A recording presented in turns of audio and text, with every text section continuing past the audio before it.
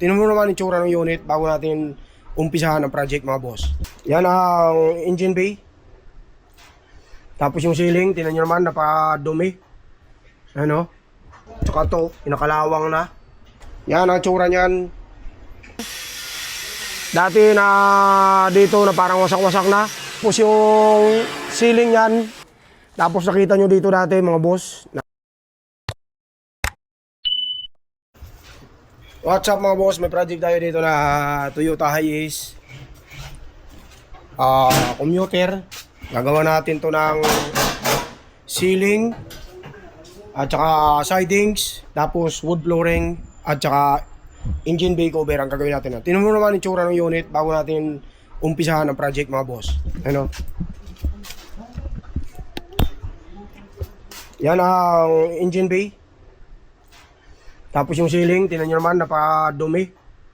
Ano? Tapos yung sidings. Yan. Gagawin natin to mga boss. Tapos tingnan nyo yung kanyang step board at saka yung flooring nya. Tapos dito, punit-punit na yun mga boss. Tsaka to, pinakalawang na. Yan mga boss ha. Bale, gagawin natin to. Tingnan nyo yung ceiling yan.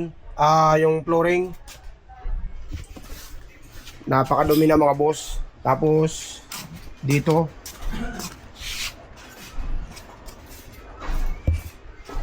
Yan mga boss oh.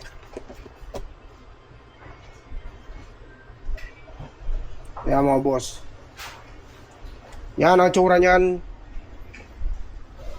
Bago natin umpisahan yung project na to. Yan boss. Gagawin muna natin to boss. Abangan nyo pagkatapos.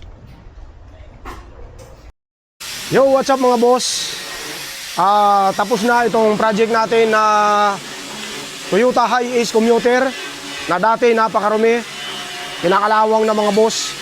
At nilait-lait pa nga to ng iba nating mga tagapanood sa Facebook page natin dahil sinabihan nila na mas inuna pa daw yung tail light kaysa doon sa loob. Ngayon, di kasi nila alam na pati pala yung loob, papagawa to ng may-ari. Videoan natin yung loob mga boss para makita nyo. Yan mga boss, ang nilagay natin yung dati na dito na parang wasak-wasak na. Ayan na ngayon ang itsura nya.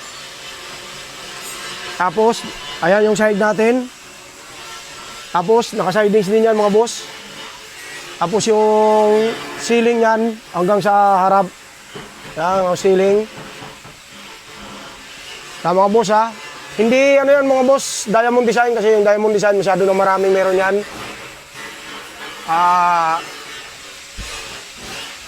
Yan ang tsura nya. Diretso sa likod, tapos itong sidings mga busing. Binago natin yan kasi madumi na yan dati. Tapos nakita nyo dito dati mga boss na iba na tsura ngayon. Tingnan nyo naman. Napakaganda niyan, hanggang diretso yan doon yung sidings natin mga busing ko. Yan. Tapos dito, kung makita nyo dati ang tsura niyan, napakatindi na. Ngayon mga boss, ay binago natin yan. Pinaganda natin mga busing ko. Tingnan natin sa likod, tingnan natin. Ito mga boss yung tail light na nilagay natin dyan. Tapos yung dati dito na talagang kinakalawang na mga boss amo. Yan na ngayon yung itsura nya. Naka wood flooring na to. Yan mga boss. Tapos nilinis natin tong likod. Kasi dati daming ano dyan, masyado marumi. Tapos tingnan nyo naman yung VIP ceiling na nilagay natin mga boss amo kung gaano kaganda. Napakaganda kasi color brown. Yan mga busing. Tapos nilagyan natin dito ng aluminum para walang kalawang dyan mga busing. Yan ang gawa ng Kong Roads Garage. Yan. Mga boss, Kung gusto niyo magpagawa ng ganito mga boss, mag-message lang kayo sa aming Facebook page, Kung Rods Garage. Gagawin natin ganito kaganda na hindi naman masyadong kamahalan ang inyong mga gastos. Mga boss, oh. Masintable na ang unit na to na hindi na kailangan gumastos na masyadong mahal mga bossing ko. Ayan yung ang wood flooring. Napakaganda ng wood flooring nito mga boss. Quality ang ginamit ng wood flooring dito. Hindi basta-basta mga boss, dahil quality ang ginagamit natin materials dyan. Yan, kasama yan dito. Kaya mga bossing ko ha, tingnan nyo naman kung gaano kaganda ang pagkaka-project natin dito sa Toyota Hiace commuter na to mga boss.